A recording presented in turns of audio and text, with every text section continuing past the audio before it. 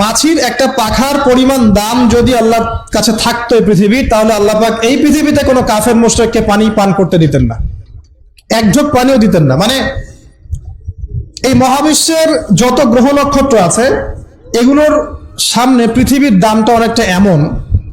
একটা উদাহরণ দিচ্ছি, সমুদ্রে গিয়েছেন কখনো? সি বিচে গিয়েছেন? কক্সবাজারে ওইদিকে গিয়েছেন কখনো? আচ্ছা, নদী তো গিয়েছেন, এই তিস্তার চরে গিয়েছেন না? মনে করেন তিস্তার চরে বিশাল চর, এই চরের মধ্যে একটা বালুর কি পরিমাণ মূল্য আছে? বালুর একটা কণার কি পরিমাণ দাম থাকতে পারে? এই পুরো মহাবিশ্বে পৃথিবীর অবস্থানটা এতটুকুই, বরং তার চেয়েও কম। পুরো মহাবিশ্বে পৃথিবীর অবস্থান এর চেয়েও কম, যতটুকু একটা বিশাল চরের মধ্যে একটা বালুর মূল্য। পুরো বিশাল সমুদ্র সৈকত, এই সমুদ্র সৈকতে একটা বালুর কোনো দাম আছে? একটা বালুর কণার? ওটা থাকলেই কি না থাকলেই কি? পৃথিবীর অবস্থানটা ঠিক এমন মহাবিশ্বে। ওই পৃথিবীতেই আমরা এখন বসবাস করছি, আর আমরা মনে করছি যে আমরা পৃথিবীতে চিরস্থায়ী হব। এই দুনিয়াটা আমাদের, এখানে যা ইচ্ছা আমরা তাই করব, এখানে পলিটিক্স করলে যা ইচ্ছা তাই করব, এখানকার অর্থনৈতিক দায়িত্ব পাইলে যা ইচ্ছা তাই করব, এখানকার সামাজিক নেতৃত্ব পাইলে যা ইচ্ছা তাই করব, হ্যাঁ, এখানকার ধর্মীয় নেতৃত্ব পাইলে যা ইচ্ছা তাই করব। আমাদের ভাবটা এখন এমন। অথচ পৃথিবীর মূল্য আল্লাহর কাছে একটা বালুর পরিমাণও না, একটা মাছির পাখার পরিমাণও না। তো আলী রাদিয়াল্লাহু আনহু একটা কথা বলতেন যে পৃথিবীতে মানুষ এমন ভাবে বিচরণ করে যে মানুষ মনে করে যে পৃথিবীতে সে ছাড়া আর কিছুই নাই, আর পৃথিবী থেকে মানুষ এমন ভাবে চলে যায় যে মনে হয় পৃথিবীতে সে কখনো ছিলই না। এটা আলী ইবনে আবি তালেব রাদিয়াল্লাহু আনহুর কথা। কত গভীর কথা, চিন্তা করছেন? পৃথিবীতে যখন মানুষ বসবাস করে তখন মানুষের কাছে মনে হয় যে দুনিয়াটা আমাদেরই, দুনিয়াতে আমরা ছাড়া কিচ্ছু নাই, সবকিছু আমাদের, এই দুনিয়ার মালিক আমরাই। মুখে হয়তো বলে যে আল্লাহ বলে একজন আছে, কাজে কিন্তু আসলে মানে না, কাজে কিন্তু আসলে মানুষ সেটা স্বীকার করে না। কার্যত স্বীকার করলে কি মানুষ আল্লাহর হালালকে হারাম করতে পারতো?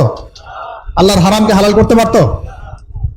একজনকে দেখলাম বলছে যে মেয়েদের ড্রেস কতটুকু লম্বা হবে, কতটুকু খাটো হবে, ঢিলেঢালা হবে কিনা, শালীন হবে কিনা, এইসব নিয়ে কথাবার্তা বলার সময় নাই এখন। এখন যুগটা এগিয়ে যাওয়ার। তো যুগটা কি নগ্ন হয়ে এগিয়ে যাব? এই যুগে কি নগ্ন হয়ে এগিয়ে যাব? তো এই যে আল্লাহ পাকের বিধানের 5 পয়সা পরোয়া নাই। আল্লাহ পাক যেখানে বলছেন সূরা আহজাবে যে মেয়েদেরকে বলো হে নবী, তারা যখন বাড়ি থেকে বের হবে তারা যেন জিলবাব দিয়ে তাদের কাপড়টা, দেহটাকে ঢেকে নেয়। তো আল্লাহ পাকের এই আদেশের কি দাম আছে ওর কাছে? 5 পয়সা দাম আছে? আল্লাহ পাক বলছেন সুদ খেও না, যদি সুদ খাও তাহলে আল্লাহ এবং তার রাসূলের সাথে যুদ্ধের ঘোষণা শুনে রাখো। কোনো দাম আছে আল্লাহর কথার? সুদ না খেলে যুগে চলে? চুরি করো না, ডাকাতি করো না, জেনা করো না, আল্লাহ পাক বলছেন। দেধার্স এগুলো আমরা করছি এবং এগুলোকে স্বাভাবিকভাবে মেনে নিয়েছি, যেটা হয়। প্রত্যেকদিন খবরের কাগজ খুলবেন, দেখবেন ধর্ষণের খবর পাওয়া যাচ্ছে, পরকীয়ার খবর পাওয়া যাচ্ছে। গতকালকে একটা নিউজ দেখেছি যে মায়ের পরকীয়া দেখে ফেলায় মেয়েকে মা হত্যা করেছে।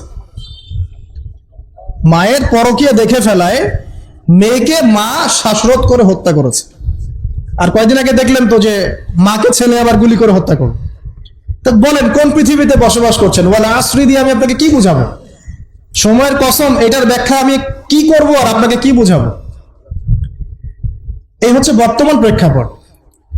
তো দেখুন আল্লাহ পাক সময়ের কসম করে বলছেন, যুগের পর যুগ তাকিয়ে দেখেন, যারাই আল্লাহ এবং তার রাসূলের বিধানের পরোয়া করে নাই, আল্লাহ পাক কাউকে এই পৃথিবীতে টিকতে দেননি। শুধু একটা সময় দিয়েছেন, কাউকে 100 বছর, কাউকে 1000 বছর, কাউকে 500 বছর, কাউকে 700 বছর। একদিন না একদিন আল্লাহ পাক এদেরকে ধ্বংস করে দিয়েছে। নূহ আলাইহিস সালামের পরে আসেন আদ জাতি। আদ জাতির লোকেরা অনেক লম্বা ছিল, ওই যে ওই গাছের চেয়েও লম্বা হবে। তাল গাছগুলো দেখেছেন? তাল গাছ, নারকেল গাছ, এর চাইতেও বড় বড় ছিল ওরা ফিজিক্যালি। বিশ্বাস হয় না? এমনও মানুষ ছিল পৃথিবীতে, আমরা তো এখন ছোট, লম্বা চড়া মানুষ ছিল পৃথিবীতে, এবং তারা ছিল আদ এবং সামুদ জাতি। তারা একটা কথা বলতো যে মান আশাদ্দু মিন্না কুওয়া, আমাদের চেয়ে শক্তিশালী আর কে আছে? যে তারা কি জানে না যে আল্লাহ তাদেরকে সৃষ্টি করেছেন তিনি তার চেয়ে বেশি শক্তিশালী? তো এরা বলতো যে আমাদের চেয়ে শক্তিশালী কে আছে? পাহাড় কেটে কেটে বাড়ি নির্মাণ করত, সৌধ নির্মাণ করত। যখন কাউকে মারতো, ওয়াইদা বাতাসতুম জাব্বারিন, কাউকে পিটাইলে খুব পিটাইতো। মানে খুব উদ্ধত অহংকারী ছিল। হুদ আলাইহিস সালাম এবং সালেহ আলাইহিস সালাম তাদের নবী ছিলেন। আল্লাহ পাক নির্দিষ্ট সময় দিয়েছেন, একদিন ধ্বংস করে দিয়েছেন। বিশাল দেহের এই মানুষগুলোকে আল্লাহ পাক ধ্বংস করেছেন ঝড় দিয়ে, বাতাস দিয়ে। বাতাসে এমন ভাবে উপড়ে দিয়েছেন যেন খেজুর গাছের ডাল উপরে পড়ে গেলে যেমন ভাবে পড়ে থাকে, এরা সেভাবেই পৃথিবীতে পড়েছিল। শেষ, সমস্ত দম্ভ অহংকার সব শেষ, চূর্ণ বিচূর্ণ। সামুদ জাতির একই অবস্থা, আকাশ থেকে বজ্রপাত, এই যে বিজলি যেটা বলি আমরা, প্রচন্ড বজ্রনিনাদ শব্দে একদিনে শেষ। এটা কোন যুগে আছেন? এটা আইয়ামে জাহিলিয়াত চলছে এখন। আমরা মক্কাকে আইয়ামে জাহিলিয়াত মনে করেন? মক্কার জাহিলিয়াতের চেয়ে 1000 গুণ বেশি জাহিলিয়াত এখনকার বিশ্বে আছে। কেউ চ্যালেঞ্জ করলে আমার সাথে ডিবেট করতে বলেন, আমি প্রমাণ করে দিব যে মক্কার জাহিলিয়াতের চাইতে 1000 গুণ বেশি জাহিলিয়াত এই যুগে আছে। তবে শর্ত হচ্ছে এই জাহিলিয়াত প্রমাণ করতে হবে শুধু কোরআন এবং হাদিসের চোখ দিয়ে, অন্য কোনো চোখ দিয়ে চলবে না। তো এই সব কিছুর উপরে আবার একটা বিষয় আছে, সেটা হলো সব সময় আইনের সুশাসন নিশ্চিত হচ্ছে না। সব ধর্ষকের বিচার হচ্ছে না, সব জেনাকারের বিচার হচ্ছে না, মাদকদ্রব্য সবার বিচার হচ্ছে না। আর বিচার হলে আইনের ফাঁকফোকর দিয়ে বেরিয়ে যাচ্ছে। আর সিস্টেম করা আছে, ওখানে একটু খাওয়াবেন, তার নিচে একটু খাওয়াবেন, তারপর এখানে একটু খাওয়াবেন, আস্তে আস্তে সব খুলে যাবে। আর এগুলো আমরা মেনে নর্মাল, এমনই সিস্টেম আমরা সবাই মেনেই নিয়েছি, এটাই হয়। এই যে মেনে নেওয়ার ট্রেন্ড, এটা করতে করতে করতে আমরা এখন চরম রকম জাহেলি একটা সমাজে বসবাস করছি। এই সময়ের কসম আল্লাহ পাক আপনাকে করছেন, ওয়ালা আসর, এই সময়ের কসম। মানে কোন সময় আপনি বসবাস করছেন নিজেই চোখ দিয়ে দেখেন। সময়কে চিনতে শিখুন, ইতিহাস পড়তে শিখুন। ইতিহাসের সময়ের যুগে যুগে যারা আল্লাহর আইনের বা আল্লাহর বিধানের বিরোধিতা করেছে, ওদের কি পরিণত হয়েছে দেখুন, আর সময়কে মূল্যায়ন করুন। এভাবে আদ সামুদের কথা বললাম, কওমে লুতের কথা বললাম, এই যে কওমে শুআইব, একই অবস্থা। মাপে কম দিত, আল্লাহ পাক ভূমিকম্প দিয়ে ধ্বংস করে দিয়েছে। মানুষকে ঠকাতো। শুআইব আলাইহিস সালামের কওম যেভাবে মানুষকে ঠকাতো, এখনকার IMF আর ওয়ার্ল্ড ব্যাংক মানুষকে এইভাবে ঠকায়। এটা আপনি বুঝবেন না যদি ইন্টারন্যাশনাল ইকোনমিক্স মনিটারি সিস্টেম সম্পর্কে পড়াশোনা না করেন। সুদের জালে ফেলে দরিদ্র দেশগুলোকে একদম গলায় রশি ধরে টেনে ফেলে দিবে। হ্যাঁ, সুদের মধ্য দিয়ে। এবং পুরো ওয়ার্ল্ডটাকে এভাবে সাজিয়েছে, এর বাইরে কেউ বেরোতে পারবে না। তারপরে ওরা ইন্দোনেশিয়াকে ইকোনমিক স্যাংশন দিয়ে দিয়েছে। ইন্দোনেশিয়া আস্তে একটা ভালো অবস্থান থেকে হঠাৎ করে ধাপ করে পড়ে গিয়েছে। যখন টার্কি এখান থেকে বের হওয়ার চেষ্টা করেছে, ওকে স্যাংশন দিয়ে দিয়েছে। ভেনিজুয়েলা যখন বের হওয়ার চেষ্টা করেছে, ওকে স্যাংশন দিয়ে দিয়েছে। মানে এরা শুআইব আলাইহিস সালামের ওই কওমের মতোই পুরো মানব জাতিকে অর্থনৈতিক দাসত্বের দিকে নিয়ে গেছে। শুআইব আলাইহিস সালামের কওমের পরে কি? ফিরআউনের কওম, মুসা আলাইহিস সালাম। ফিরআউন ছিল বিশ্বের সবচেয়ে প্রতাপশালী নেতা, যে নিজেকে এক পর্যায়ে বলেছিল যে আনা রব্বুকুমুল আ'লা, আমি তোমাদের মহান রব, তাই না? সে বলেছিল যে আমি তোমাদের জন্য যা ভালো মনে করি আমি তাই করি, এবং আমি তোমাদেরকে সরল পথ দেখাই। এটা ফিরআউনের স্টেটমেন্ট, এটাও কিন্তু ফিরআউনের স্টেটমেন্ট। তো সে নিজেকে এক পর্যায়ে রব দাবি করে, এবং আল্লাহ পাক তাকে ক্ষমতা দিয়েছিলেন, দীর্ঘ হায়াত দিয়েছিলেন, ওকে জুলুমের ক্ষেত্রে আল্লাহ পাক অবকাশ ছাড় দিয়েছিলেন। এক পর্যায়ে সে মনে করলো যে তাকে ধরার কেউ নাই। আল্লাহ রাব্বুল আলামিন একটা সুযোগের অপেক্ষা, সেটা হলো মুসা আলাইহিস সালামকে ধাওয়া করছে ফেরাউন এবং তার দলবল, লোহিত সাগরের কাছে আসলো। ফেরাউন এদিকে দাঁড়িয়ে আছে, মুসা আলাইহিস সালাম এবং তার সাথীরা পার হয়ে গেল। ফেরাউনও পার হতে গিয়ে আল্লাহ পাক সবাইকে সদল বলে ডুবিয়ে দিলেন। একদিনের ব্যাপার। আল্লাহ পাক ওয়ালা আসরি, সময়ের কসম করে এদিকে আমাদেরকে তাকাতে বলছেন। ইতিহাস ঘেটে দেখো, ফেরাউনের মতো বড় যারা স্বৈরাচারী ছিল তারাও টিকতে পারে না, পেরেছে? পারে না। নমরুদের কথা আপনারা জানেন, বিশাল প্রতাপশালী, তাকে আল্লাহ পাক লম্বা হায়াত দিয়েছিলেন। ইব্রাহিম আলাইহিস সালামকে কত পরীক্ষায় না ফেললো, আগুনে পর্যন্ত ফেলেছে। ইব্রাহিম আলাইহিস সালাম বলেছেন হাসবি আল্লাহ ওয়া নি'মাল ওয়াকিল, হাসবি আল্লাহ ওয়া নি'মাল ওয়াকিল, নি'মাল মাওলা ওয়া নি'মান নাসির। আল্লাহ রাব্বুল আলামিন ইব্রাহিম আলাইহিস সালামকে বিজয় দিলেন ও নমরুদকে আল্লাহ পাক ধ্বংস করে দিলেন। কোথায় যাবেন? ঈসা আলাইহিস সালামের কওমে আসেন। যারা ঈসা আলাইহিস সালামকে মেনে নিয়েছে নাজাত পেয়েছে, যারা মেনে নেয় নাই কিয়ামত পর্যন্ত আল্লাহ পাক ওদেরকে লানত করে রেখে দিয়েছে। একটা বিষয়ের দিকে ফোকাস করেন, এই সময়ের কসম বলতে আল্লাহ পাক আপনাকে বর্তমান সময়টাকে চিন্তা করতে শেখাচ্ছেন। কারণ আপনি আমি যে সময় আছি সে সময় নিয়ে ভাবতে হবে। 1 2 সময়কে মূল্যায়ন করতে হবে। 3 অতীতের সময়গুলোর দিকেও তাকাতে হবে যে অতীতে কখন কার কি পরিণত হয়েছে, কি কারণে হয়েছে। এখান থেকে শিক্ষা নিয়ে সামনের দিকে পথ চলতে হবে।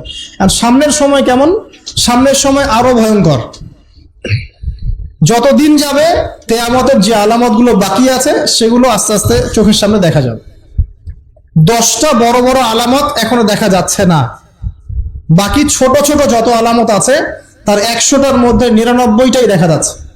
সামনের সময় কেমন বলছিলাম যে 10টা বড় বড় সাইন দেখা যাচ্ছে না, বাকি 100টার মধ্যে 99টাই দেখা যায়।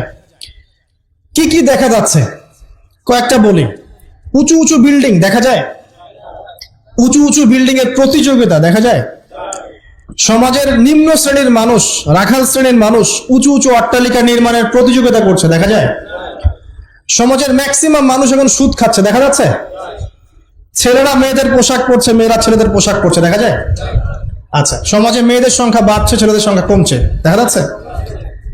বেশি থেকে বেশি আল্লাহ পাকের গজব আসছে, আসমানি গজব, জমিনের বালা, বন্যা বলেন, ভূমিধস বলেন, ভূমিকম্প বলেন, জলোচ্ছ্বাস বলেন, দিন দিন বাড়ছে না কমছে?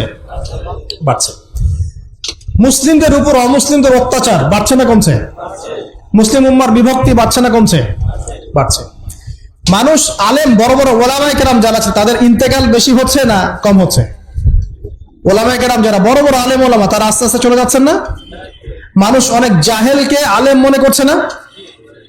হ্যাঁ, এমনও কিছু মানুষ মুসলিম সমাজে দিন প্রচার করছে যাদের ফ্রেঞ্চ কাট দাড়ি। আস্তে আস্তে আস্তে আস্তে দেখেন নাই? এমন অনেক মানুষ দিন প্রচার করছে ইসলামে, দাড়ি ফ্রেঞ্চ কাট, মাশাআল্লাহ। এবং সে বলছে যে মানে এটা যে সুন্নাহ, এটা কোরআনে কোথায় আছে? সম্পাদারির কথা কোরআনে কোথায় আছে? দাড়ি টুপি পাগড়ির মধ্যে ইসলামকে সীমাবদ্ধ করে ফেলেছেন, এই জন্য প্রতিবাদ স্বরূপ সে নিজে আর লম্বা দাড়ি রাখবে না। কি বুঝলেন? আপনারা দাড়ি টুপি এবং পাগড়ি জুব্বার মধ্যে ইসলামকে সীমাবদ্ধ করে ফেলেছেন, এই কারণে সে নিজে আর দাড়ি রাখবে না, ইসলাম প্রচার করে বেড়াচ্ছে। মানুষ ওদের পিছনে ছুটছেও। দেখলাম নারী একজন মহিলা ওয়াজ মাহফিলে স্টেজে উঠে বক্তব্য দিচ্ছে। হ্যাঁ, আশপাশে কিছু মানুষ আছে যাদের আবার দাড়ি টুপিও আছে, তারা বসে বসে আবার শুনছেও লেকচার। হ্যাঁ, তো এই যে সাইন যে আলেমদের মৃত্যু হবে, জাহেলদেরকে মানুষ আলেম মনে করবে, মেয়েদের সংখ্যা বাড়বে, ছেলেদের সংখ্যা কমবে, ছেলেরা মেয়েদের পোশাক পরবে, মেয়েরা ছেলেদের পোশাক পরবে, এগুলো দেখতে পাচ্ছেন না? দেখতে পাচ্ছেন। সময় সংক্ষিপ্ত হয়ে আসছে না? নবীজি বলেছেন একটা বছর চলে যাবে একটা কিসের মতো? মাসের মতো। মাস যাবে সপ্তাহের মতো, সপ্তাহ যাবে একটা দিনের মতো। সময়ের বরকত কমছে না? কমছে। হঠাৎ মৃত্যু বাড়ছে না মানুষের?